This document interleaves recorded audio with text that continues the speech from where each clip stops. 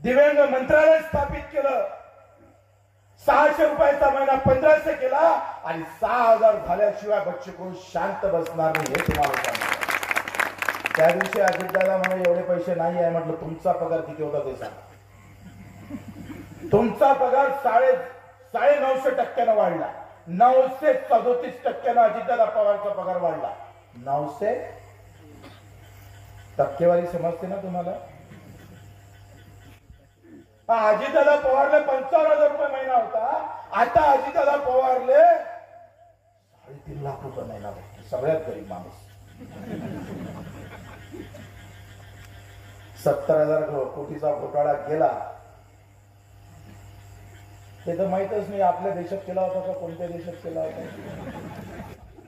मला नाही वाटत आपल्या देशात केला असं म्हणून। ते फडणवीस आ करून बोंबलत जाय, काय म्हणे काहीतरी म्हणे फडणवीस, काहीतरी चक्की फिसिंग आईची खटखटेच्या फिसिंग म्हणत होता।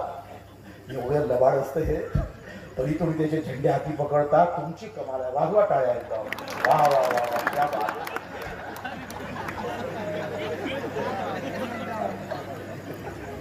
माना लागेल तुम्हाला, पण खरंच यावं तुमच्याच पोटी जन्माला या, चुकून जन्म घेतला तिकडे। भाजपवाले फिसिंग करत आहे, आता मांडीले घेऊन बसते सगळं। दादा इकडे या जवळ, आम्ही फिसिंग कुठे गेलो, काय जमाना गेला, कसं झालं, सगळा स्वार्थ आहे तुमच्या वाट्याले अंगुठा, तुम्ही तर संजय गांधी निराधार योजना असेल, त्यासोबतच इंदिरा गांधी पेन्शन योजना असेल, या दिव्यांगासाठी असणाऱ्या किंवा दिव्यांग योजना असेल, या योजनांबद्दल नेहमीच आपण पाहत आहोत की बच्चूभाऊ कडू हे नेहमीच संघर्ष करत असतात आणि या संघर्षामधूनच त्यांनी आता स्पष्टपणे सांगितलं आहे की आपण संजय गांधी निराधार योजनेचे मानधन हे 6,000 रुपये केल्याशिवाय राहणार नाही। आता त्यांनीच मागच्या वेळी ज्यावेळी आंदोलन केलं होतं त्यावेळी 600 रुपयाप्रमाणे मिळणारा लाभ हा 1500 रुपये केला होता आणि येत्या काही दिवसांमध्ये सरकारकडून हालचाली देखील सुरू आहेत, ज्यामध्ये हा मिळणारा जो लाभ आहे तो 2100 रुपये महिना देखील होणार असल्याचे देखील बोलले जात आहे। आता संजय गांधी निराधार योजनेअंतर्गत एप्रिल महिन्याचा हप्ता देखील लाभार्थ्यांच्या बँक खात्यावरती जमा करण्यात आला आहे आणि त्यासोबतच मे महिन्याचे देखील पैसे लाभार्थींच्या बँक खात्यावरती जमा करण्यात आले आहेत। त्या संदर्भातील शासन निर्णय देखील आपण पाहिलेला आहे आणि त्याबद्दल आपण माहिती देखील घेतली होती। आता अनेक अशा महिला आहेत किंवा अनेक असे लाभार्थी आहेत की ज्यांना मागील काही महिन्यांपासून त्यांच्या बँक खात्यावरती योजनेचे अनुदान आले नाही आणि त्यामुळेच लाडक्या बहिणींना पैसे वेळेवर मिळत आहेत, परंतु आम्हाला निराधारांना मात्र सरकार अनुदान देत नाहीये असे देखील अनेक यावेळी अनेक महिलांचे अथवा लाभार्थ्यांचे मत येत आहे। आता याबद्दल अजितदादा पवार यांनी देखील बोलताना सांगितलं की लाडकी बहीण योजनेअंतर्गत आम्ही लाभ देत आहोत, परंतु आम्ही इतर कुठल्याही योजनेचा लाभ बंद करणार नाही, इतर सर्व योजनांना लाभ आम्ही देतच राहणार आहोत। लाडक्या बहिणींसाठी देखील ज्या या व्हिडिओ पाहत आहेत त्यांना देखील एक आनंदाची बातमी असणार आहे, कारण लाडकी बहीण योजनेचा देखील मे महिन्याच्या हप्त्यासाठी 335 कोटी रुपयांचा निधी वितरित करण्यात आला आहे आणि तो निधी आता येत्या 1 ते 2 दिवसांमध्ये लाडक्या बहिणींच्या बँक खात्यावरती जमा केला जाणार आहे। परंतु आता निराधार योजना, संजय गांधी निराधार योजनेच्या ज्या लाभार्थी आहेत त्यांना लाडकी बहीण योजनेअंतर्गत पैसे जमा केले जात नाहीत, याबद्दल आपण आधी देखील माहिती घेतली आहे। कारण लाडकी बहीण योजनेला देखील महिन्याला 1500 रुपयेच मिळतात आणि संजय गांधी निराधार योजनेअंतर्गत देखील महिन्याला 1500 रुपयेच मिळतात।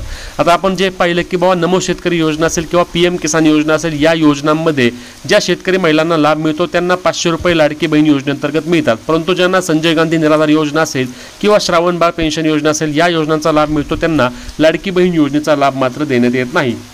आता राहिला मुद्दा की बाबा ज्यांना पैसे आले नाहीत, ज्यांना संजय गांधी निराधार योजनेचे पैसे आले नाहीत त्यांनी काय करायचं, तर याबद्दल देखील मी सांगितलं आहे की आपण तहसील कार्यालयामध्ये जाऊन त्या ठिकाणी तुमचं आधार व्हेरिफिकेशन आहे का हे तपासायचं आहे, कारण ते करणे देखील अनिवार्य असणार आहे।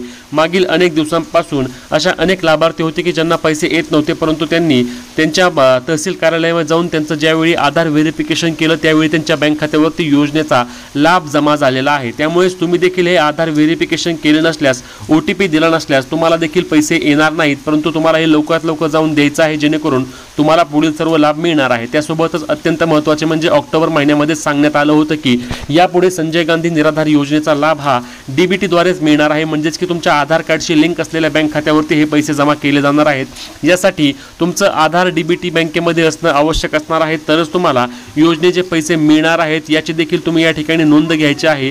आधार DBT केलं नसल्यास तुम्ही तुमच्या बँकेमध्ये जाऊन लवकरात लवकर अथवा ऑनलाईन पद्धतीने तुमचं आधार DBT अथवा आधार सीडिंग करून घ्यायचं आहे, जेणेकरून तुम्हाला योजनेचे पुढचे पैसे मिळण्यास कुठल्याही प्रकारची अडचण येणार नाही, कारण योजनेचा लाभ वाढल्यानंतर देखील तुम्हाला आपोआप हे पैसे जास्त वाढून मिळणार आहेत। त्यामुळेच तुम्ही या 2-3 गोष्टी अत्यंत महत्त्वाच्या आहेत त्या लक्षात घ्यायच्या आहेत आणि अशाच प्रकारच्या महत्त्वाच्या माहिती अपडेटसाठी तुम्ही आधी आपल्या चॅनलला सबस्क्राईब करून घ्यायचं आहे, जेणेकरून तुमच्याकडून कुठल्याही प्रकारची माहिती मिस होणार नाही। आणि ही व्हिडिओ जास्तीत जास्त शेअर करायला विसरू नका। त्यासोबतच व्हॉट्सअप ग्रुपला देखील तुमच्या पाठवा, जेणेकरून ही माहिती सर्वांना मिळणार आहे।